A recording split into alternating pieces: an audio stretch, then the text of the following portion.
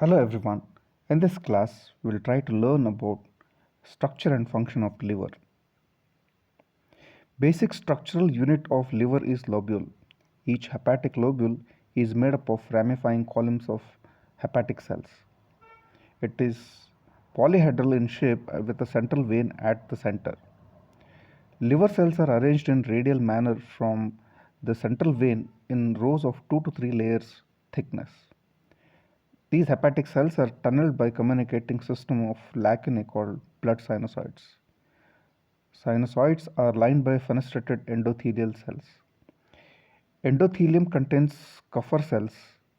Portal vein and hepatic artery both empties into sinusoids. Sinusoids open into central vein.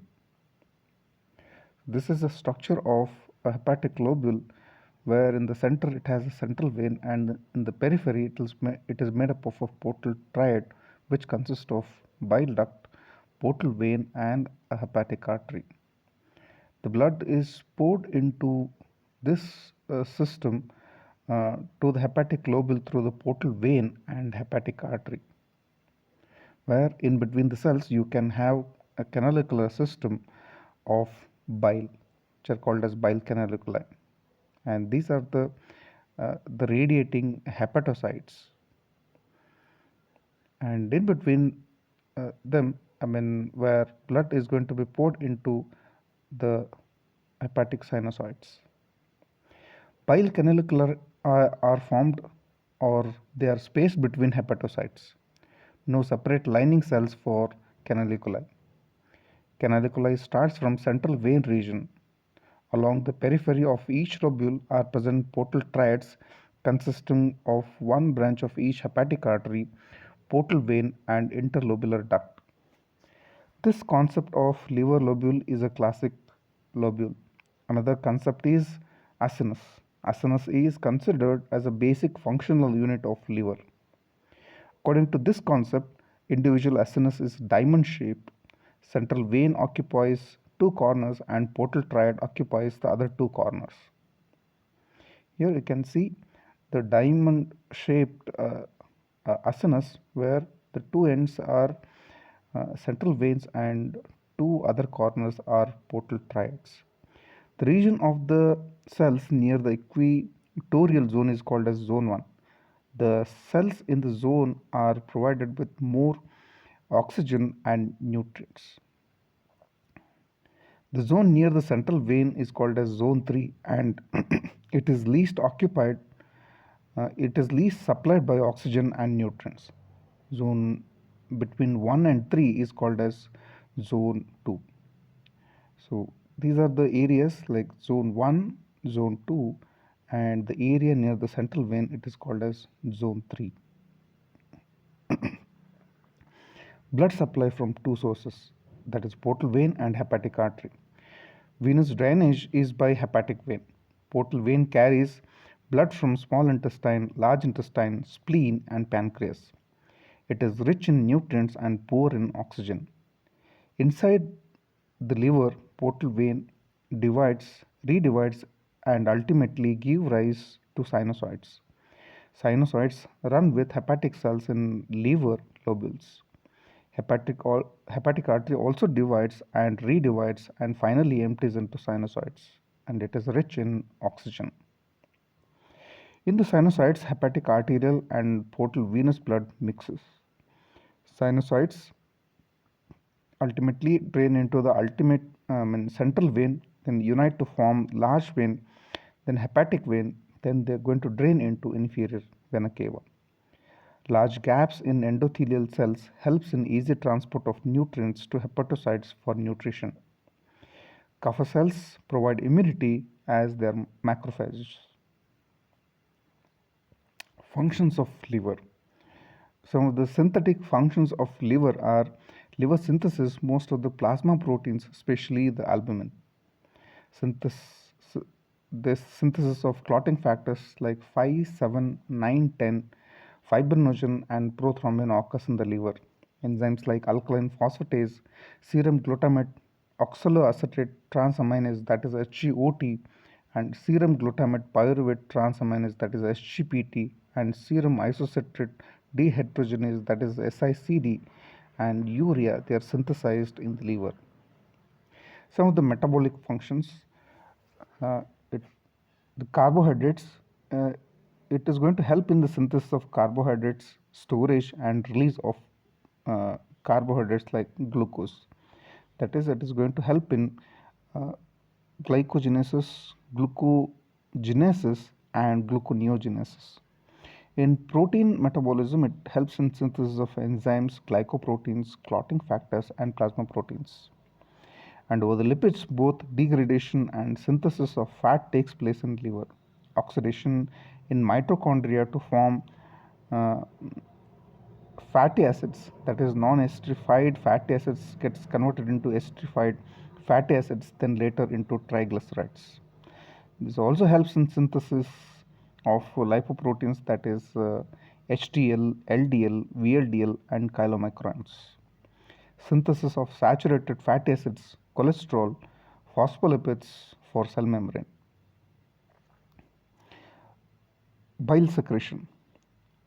The components of bile, that is the secretion from the liver, it mainly contains bile salts and bile acids. And these are formed in the hepatocytes. Conjugation of bilirubin occurs in mainly hepatocytes. Then it has a detoxification and protective functions. Many drugs, toxins are detoxified by liver and they're excreted.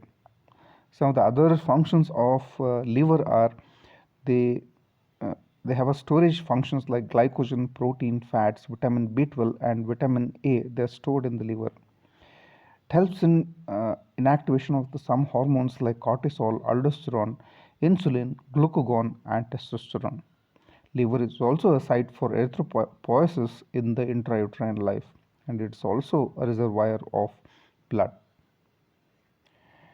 See the composition of the hepatic bile and the gallbladder.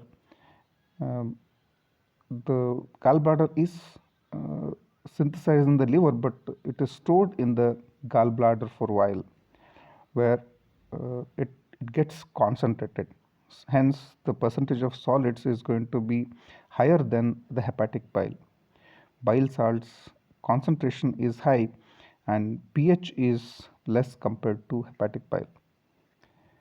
While liver bile is less concentrated, bile salt, bilirubin, and cholesterol and fatty acids, lecithin contents are less compared to the gallbladder, whereas uh, sodium concentration, uh, potassium concentration, calcium chloride content is going to be higher in gallbladder compared to the liver bile.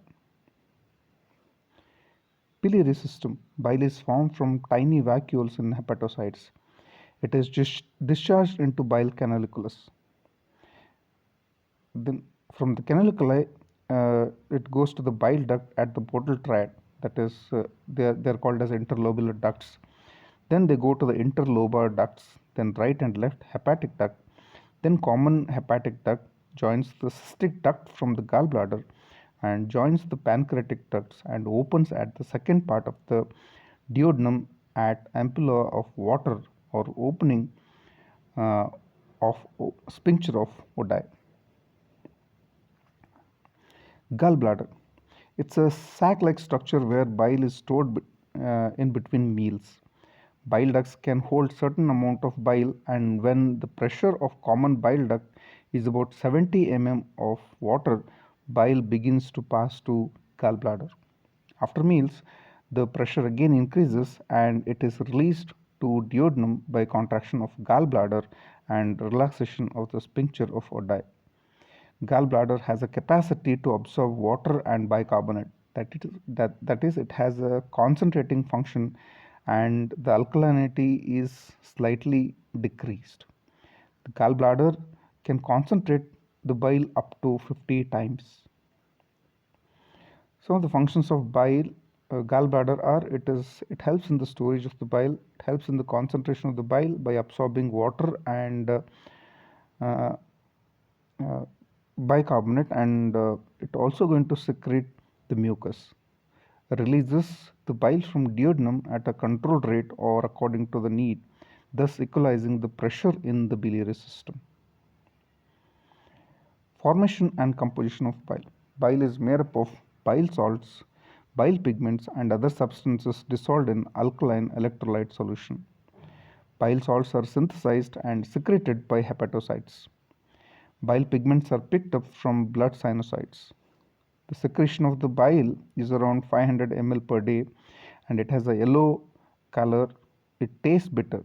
So, the bile is an alkaline juice comprised of water and solids. The organic components mainly bile salts, bile acids, bile pigments, lecithin, fatty acids, mucus, proteins, and the lysosomal enzymes and immunoglobulins, glycoproteins, sometimes bacteria or virus. Then inorganic contents are mainly the sodium, potassium, bicarbonate, and bile is secreted by hepatocytes, so that is why it is called as hepatic bile, and is concentrated in the gallbladder, which is called as gallbladder bile. Bile acids. Primary bile acids are produced by hepatocytes from cholesterol. They include cholic acid and chenodeoxycholic acids. Primary bile acids contain steroid nucleus with cyclopentano perhydrophenanthrene ring, and they reach the duodenum through bile. In the small intestine and colon, it is converted into secondary bile acids by bacterial action. Secondary bile acids includes deoxycholic acid and lithocholic acid. Bile salts. It, it is the sodium and potassium salts of conjugated bile acids. They are derived from primary bile acids. It is synthesized in hepatocytes. Bile acids are first conjugated with taurine and glycine, then they form bile salts in combination with sodium or potassium. Functions. They help in the emulsification and digestion of the fat, and thus they are going to help in the absorption of the fat. They stimulate the formation of bile and hepatocyte called uh, cholerectic action, and they stimulate release bile from gallbladder, and it is called as cholagogue action. Laxative function helps in easy bowel movements and stimulate peristalsis. And from route for the removal, it is the route for removal of cholesterol as they are formed from cholesterol. Bile pigments, these are the excretory products in bile and they are formed by breakdown of hemoglobin in reticuloendothelial system. Bilirubin is transported to liver along with plasma proteins, and this is called as unconjugated bilirubin, which is with the albumin. This bilirubin is broken down by hepatocytes. Proteins separate and bilirubin conjugated with glucuronic acid to form conjugated bilirubin. In intestine, bacteria act upon bilirubin and 50% of the bilirubin is converted into bilinogen. Most of the bilinogen enters the liver through enterohepatic circulation and it is re-excreted through bile. About 5% of the urobilinogen is excreted by kidney through urine. Some unabsorbed part is excreted through feces as stercobilinogen. This gives yellow color to urine and feces. Functions of bile. It is required for digestion and absorption of fat by two mechanisms, by activating pancreatic lipase, and it is going to help in emulsification of fat and formation of micelle, and it is going to help in the absorption of fat. So it is also helps in absorption of fat soluble vitamins. It has a cholerectic and cholagogue actions, and it is endogenous synthesis of bile salts. It's important for synthesis of bile salts. It has a bacteriostatic action, and it is a major route for loss of cholesterol from the body, and it has a lubrication function due to the presence of mucus and alkaline nature of uh, its helps in neutralizing acidic chyme. Coming to enterohepatic circulation, about 94% of the bile salts are reabsorbed into blood from small intestine.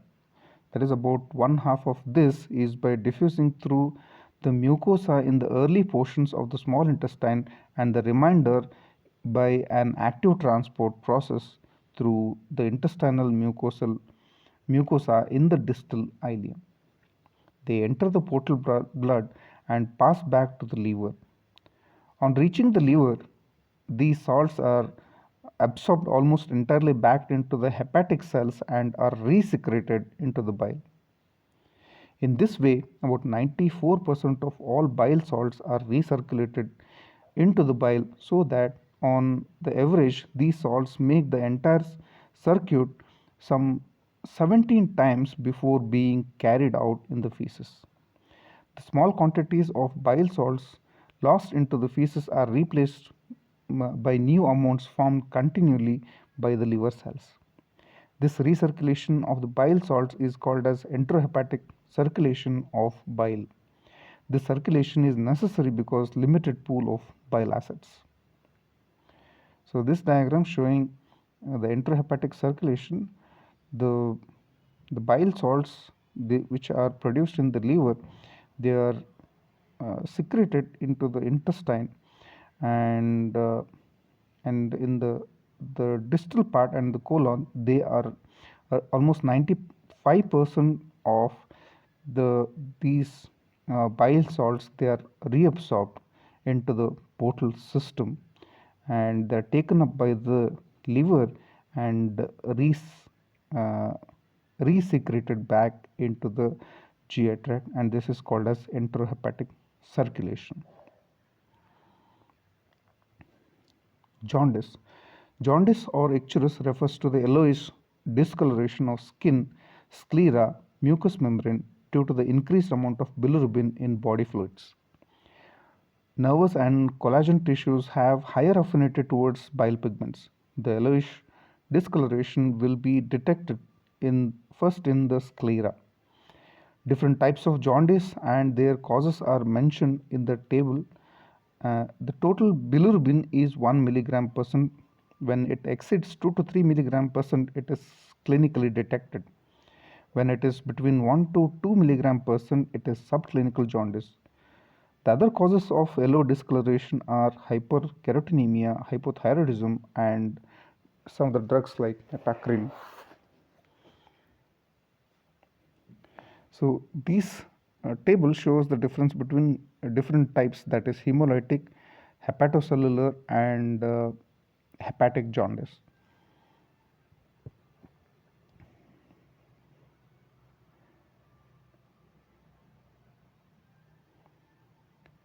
The reason for the hemolysis, for the jaundice in hemolysis, it is from the destruction of the RBC, where in the hepatic jaundice it is due to the liver disease and there is impaired uptake and release of bilirubin.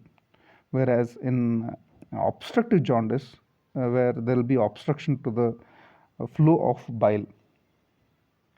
There can be different causes for the hemolytic anemia, and the hepatocellular jaundice occurs mainly because of the viral infection, septicemia, drugs, and liver cirrhosis. Whereas the obstruction could be intrahepatic, or it may be because of the drugs causing edema, or the stones or the strictures which are narrowing the opening, and it can be because of some congenital abnormalities, parasitic infections, or malignant growth. The bilirubin in prehepatic jaundice is may be unconjugated, where in hepatocellular jaundice it may be conjugate or unconjugated, where in obstructive jaundice it is mainly the conjugated bilirubin. Bile pigments are uh, in urine. They are present in hepatocellular jaundice, and they are characteristically absent in obstructive jaundice. Whereas the urobilinogen is present in hemolytic and hepatic jaundice. It is characteristically absent in obstructive jaundice, and also the stercobilinogen, which is characteristically absent in obstructive jaundice. And the Van der Waals test is indirect positive in hemolytic, biphasic in hepatocellular, and direct positive in obstructive jaundice. So this is in brief about the liver and its structure and function. Thank you.